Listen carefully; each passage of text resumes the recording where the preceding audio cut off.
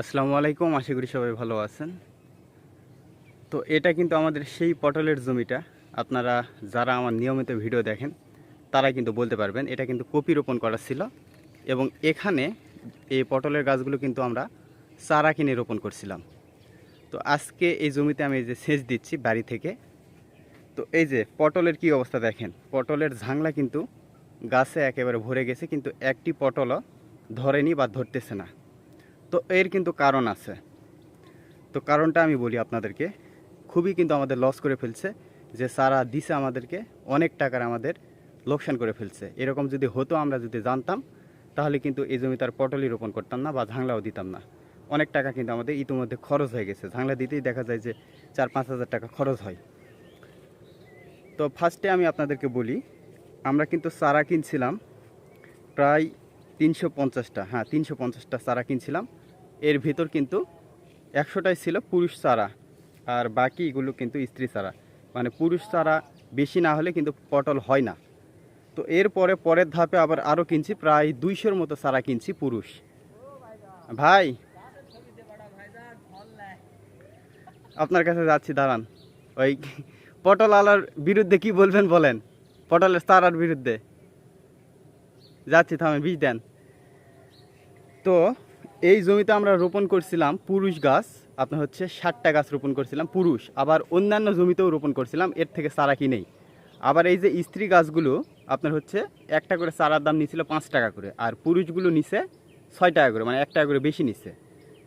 তো নেওয়ার পর দেখেন 2-1টা করে পটল মাঝে মাঝে মাঝে আছে। এই যে 2-1টা পটল, আবার পটলের জাত অন্য, এটা একেবারে হাইব্রিড পটল। অন্য পটল হলে এতদিন ঝাংলা থেকে প্রায় দেখা যেত যে 10,000 টাকার পটল বিক্রি হলো হয়নি, কিন্তু আমরা এখনও খাওয়ার পটলই এই ঝাংলা থেকে সৌভাগ্য হয়নি। তো দেখেন, ওকে আমরা বলছিলাম পুরুষ চারা আছে কি না, পুরুষ চারা থাকলে আমরা নিব, না হলে কিন্তু নিব না। তো ও কি করছে, আপনার এই স্ত্রী গাছগুলোই ক্যারেটে করে সাজায় এনে বলতেছে যে এগুলাই পুরুষ। আমরা তো আর জানি না যে ছোটোতে তো পুরুষ আপনি স্ত্রী কোনটা আপনি চিনতে পারবেন না। তো সেই বিশ্বাস করে নেওয়া হয়েছে, কিন্তু এসে দেখা গেল যে আমরা 60টা এখানে রোপণ করছি, মাত্র পুরুষ হয়েছে 3টা। আর ওগুলা কোনোটাই আপনার হচ্ছে পুরুষ হয়নি। আর অন্যান্য জমিতে যে রোপণ করছি এর থেকে নিয়ে ওগুলাও কিন্তু হয়নি। দেখা গেল যে ওই 200টা পুরুষ গাছের ভিতর আপনার মোটামুটি 5-6টা পুরুষ হয়েছে। তো এই যে পুরুষ গাছ যদি না থাকে তাহলে কিন্তু পটল একেবারে হবে না, মানে পুরুষ ফুল না হলে পটল হবেই না বললেই চলে, মানে বললে চলে বলতে হবেই না, টুকটাক হবে। আবার আপনি যদি ওই পুরুষ ফুল যদি ওই করান, ওই ছোয়ান, মানে প্রতিটা ফুলে যদি ঠেকান, সেক্ষেত্রে আবার হবে, পটল হবে। কিন্তু ওইভাবে আমাদের অঞ্চলে কেউ করে না, বা ওইটা খুবই কষ্টসাধ্য, প্রতিদিন করতে হয়। তো এই যে এখানে একটা পুরুষ গাছ আছে, এই যে দেখেন, এই যে এটা হচ্ছে পুরুষ গাছ। এই যে এটা পুরুষ ফুল, এই যে দেখেন এটা পুরুষ ফুল, আর এটা আবার স্ত্রী ফুল, এটা আবার অন্য কিন্তু লতার। হ্যাঁ, তো যাই হোক, আসলে মেইন কথা হলো আপনার হচ্ছে ওই পুরুষ গাছ ছাড়া কখনোই পটল হবে না। আমাদের ওই জমিতে অনেক পুরুষ গাছ আছে, আমরা ওগুলো রোপণ করছি লতা, কিন্তু এগুলো কেনা।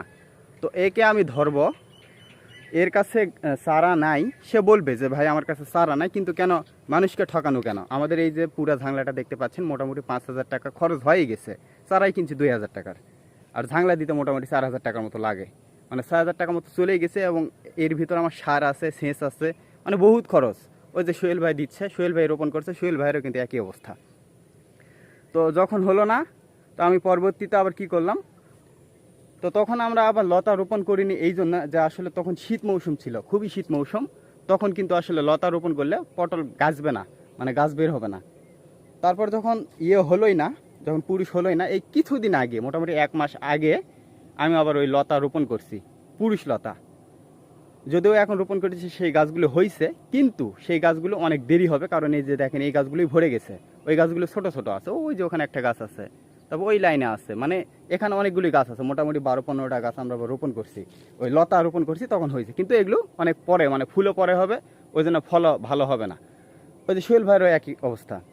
ওনার জমিতে দেখেন এত বড় জমি, শুধু ঝাংলাই মানে এমন ভরা ভরছে। দেখেন আপনাদেরকে আমি যদি একটু দেখাই, এই সময়ে বর্তমানে এই সময় যদি পুরুষ গাছ থাকতো বা অন্য জাত যদি হতো, জাতও কিন্তু খারাপ, অন্য জাত যদি হতো তাহলে কিন্তু এখান থেকে এই ঝাংলা থেকে 20,000 টাকার পটল বিক্রি হলো হনি।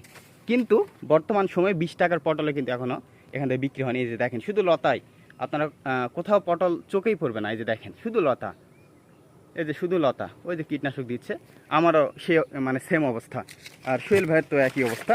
আপনাদেরকে তো দেখাচ্ছি, এই যে দেখেন শুধু লতা, এই যে দেখেন আপনারা শুধু লতা, খেয়াল করেন শুধু লতা, মাঝে মধ্যে একটা করে পটল চোখে পড়বে। এই যে একটা পটল, বর্তমান ঝাংলার যে অবস্থা হয়েছে এই সময় কিন্তু 20 থেকে 30,000 টাকার পটল বিক্রি হয়ে যায়, কিন্তু বর্তমানে উনি এখনও 20 টাকার পটলও বিক্রি করতে পারেনি। আমাদেরও একই অবস্থা। তো একে কি বলবো, একে বলছি যে তুই জমিতে আয়, তোর ব্যবস্থা হবে। ও যখন চারা কিনি তখন ও বলছিল যে আমি ক্ষতিপূরণ দেবো, পুরিশ গাছ যদি না হয় বা জাত যদি খারাপ হয় আমি ক্ষতিপূরণ দিব। কিন্তু একে আমি বলতেছি, এ ঘাটটারামো করতেছে, এই শুনতেছে না। তো ওকে মানে আসলে টাকা তোলা এটা কখনোই সম্ভব না, বা ক্ষতিপূরণ দিবও না। কিন্তু ওকে একটা আমি শিক্ষা দিব এই জন্য যে আসলে আমাদেরকে যেমন ঠকাইছে প্রতিটা কৃষককে কিন্তু ঠকাবে। হ্যাঁ, আমরা যদি জানতাম যে এরকম হবে তাহলে তো আমরা ঝাংলাই দিতাম না। এখন কত টাকা লস বলেন, এমনিতেই লস প্লাস অন্য ফসল রোপণ করলে আমাদের এখানে কিন্তু অনেক টাকা বিক্রি হয়ে যেত ইতিমধ্যে। ভাই একটু কথা বলি, এই যে ভাই এগুলা পরে রোপণ করছে পুরিশ গাছ, কিন্তু এগুলো হতে অনেক দেরি হবে। আপনার এই জমিতে কত টাকা ইতিমধ্যে খরচ হয়ে গেল? 25,000। ভাইয়ের কিন্তু 25,000 খরচ হয়ে গেছে ইতিমধ্যে। দেখা যাক, শোনা যাক ওনার আসলে কয় টাকা বিক্রি করতে পারলো, আর বিক্রি কত করছেন? এখনো 1 টাকাও বেচতে পারেননি। পটলই ধরেনি। আমাদেরও সেই অবস্থা। কি জন্য ধরলো না বলেন তো?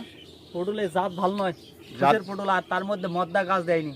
মদ্দা গাছ তো আপনি কিনেছিলেন তো? হ্যাঁ, 100 পিস কিনেছিলাম, একটাও দেয়নি। কিন্তু ও দেয়নি, ওই সবই স্ত্রী গাছ দিয়ে মদ্দার নাম বলিছে। তো আপনি এই যে যদি অন্য জাত হতো আর মদ্দা গাছ যদি থাকতো, যে ঝাংলার অবস্থা, এতদিন 20-25 হাজার বিক্রি হয়ে যেত না? 30-40 হাজার টাকা বিক্রি, মানে এক চালানেই তো এক সপ্তাহে তো দেখা যেত 7-8 হাজার এখন বিক্রি হতো এখন, তাই না? 15 কাটা মেরে দিলে 10,000।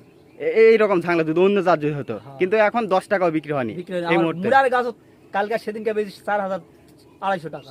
4,000 টাকা বেচেছেন পুরাতন গাছ? পুরাতন গাছ 4,250 টাকা। আর জমি কত? জমি 5 কাটা। 5 কাঠা। আর এটা 15 কাটা। 15 কাঠা। ওই হিসেবেও যদি হতো, এমনি তো পুরাতন গাছে তো পটল কম হয়, ওই হিসেবেও যদি হতো তাহলে দেখা যেত 12,000 টাকা এক হাজার বিক্রি হলো। তাহলে আপনারা ধরতে পারেন 30-40 হাজার টাকা অনায়াসে কিন্তু বিক্রি হতো, কিন্তু এখন 30-40 পয়সাও বিক্রি হয়নি। আমাদেরও কিন্তু একই অবস্থা। কিন্তু এক ভাই যে পটলের চারা যে দিছে, কি শিক্ষা দেওয়া উচিত নয়? টাকা তো কখনোই দিবে না, এটা বলেছিল যে আমি ক্ষতিপূরণ দিব, এটা তো কখনোই দিবে না, কেউ দিবে না, ওই দিবে না। কিন্তু ওকে একটা শিক্ষা দেওয়া উচিত যে ওই জান আর অন্য কৃষককে না জান ঠকাই। হ্যাঁ হ্যাঁ হ্যাঁ হ্যাঁ, মানে আমাদের মনে হচ্ছে যে একেবারে ওই সোনার হরিণ, তাই না? একটা আটকিছে এই জন্য। তো এইরকম অবস্থা দেখেন, এই যে ঝাংলার কি অবস্থা। এটা তো সোহেল ভাইয়ের, আমাদেরটা তো আমি ওই যে সেচ দিলাম, আপনাদেরকে তো দেখালামই। সোহেল ভাই আসলে আগে থেকে গাছ তুলে দিতে, সেই জন্য ঝাংলা একেবারে বেশি ভরছে। আমি তুলে দিইনি এই জন্য যে পটল আসতেছে না বা জাত খারাপ পুরিশ গাছ নাই, ওই জন্য আমি তুলে দিইনি রাগেই। তো আমি ভাবলাম যে নষ্ট করে দিব, আমি ভাবলাম যে নষ্ট করে দিব। তারপর মনে মনে ভাবলাম যে যেহেতু দিয়েই ফেলছি, এই 2-4 মাস দেখি যা হয় আর কি, তারপর কেটে কুটে বেগুন টেগুন রোপণ করবো। ওই যে 100 পিস গাছ লাগাচ্ছি, পরে তো লাগালেন, এটা হতে তো দেরি হবে, এই মাসটা গোড়াই যাবে, সামনে মাস হতে। তারপরে তো ওইভাবে হবে না, কারণ জাত তো এটা খারাপ, এটা ধরেই তো কম, এখন জাত খারাপ। হ্যাঁ, এই যে পটলগুলো আপনারা বিশ্বাস করবেন না, খালি গাছ ধরে 1 হাত 1.5 হাত পর পর একটা করে পটল ধরে। আর অন্যান্য যেটা রোপণ করছি আমাদের ওই জমিতে একটা আছে, আপনাদেরকে অবশ্যই দেখাবো। ওইটা 1 হাতের ভিতরে 5টা-6টা পটল। ভাই আমার যে পরিমাণ পটল ধরছে ওইটাতে আপনি অবাক হয়ে যাবেন। তো এই হলো অবস্থা। তো আমি আপনাদেরকে তো দেখালামই, এই যে এরকম আসলে বীজ বিক্রেতা বা চারা বিক্রেতারা যদি প্রতারণা করে তাহলে কিন্তু আপনি কখনোই ইয়ে করতে পারবেন না। ওই ক্ষতিপূরণ দিতে চাইছে কাকা, আবার 1 টাকা করে বেশিও নিছে পুরিশ চারা। ওই একটাও পুরিশ চারা দেয়নি, ওই চারাগুলাই ক্যারেট ভিন্ন করে আনে, বলিছে যে এগুলা 200টা চারা নিছি, নিয়ে 3টা মধ্যে হয়েছে। ওকে আমি শিক্ষা দিব তো, হাটে যাও ডাকিস, বারবার বলিস, আমি বলিছে ভিটার যাবো, এখনো ভিটাতে আসে না। বাড়ি হল শ্রীপুর। ওকে আমি হাটে যাই, ওকে শিক্ষা আমি দিব। হয়তো আমাকে যেমন ঠকাইছে আরো মানুষ ঠকাবে। এই যে আমাকে আর সোহেল ভাই যেরকম বাঁশ দিয়ে দিল। তো এই হলো অবস্থা। সবাই ভালো থাকবেন, আর আপনারা বুঝে শুনে, আর কখনোই আপনারা যদি কেউ পটল রোপণ করেন অবশ্যই লতা রোপণ করবেন। মানুষ যারা রোপণ করে তাদের থেকে ভালো জাতের কোনো লতা নিয়ে যায় রোপণ করবেন, কিন্তু কোনোদিনও আপনারা এই চারা রোপণ করবেন না। এই যে যেমন আমি চারা জীবনে রোপণ করি না, যে আমি চারা রোপণ করছি এই জন্য যে আসলে শীত মৌসুমে তখন চারা গজা ছিল না, লতা গজা ছিল না, এই জন্য বাধ্য হয়ে কিনছিলাম। তো হলো অবস্থা। তো সবাই ভালো থাকবেন আর অবশ্যই বুঝে শুনে সব কিছু চাষ করবেন।